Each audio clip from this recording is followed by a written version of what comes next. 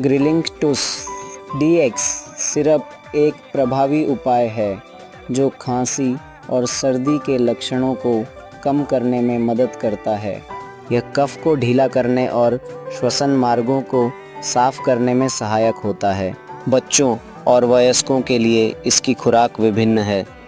आमतौर पर 5-10 मिलीलीटर दिन में 2-3 बार लेने की सलाह दी जाती है।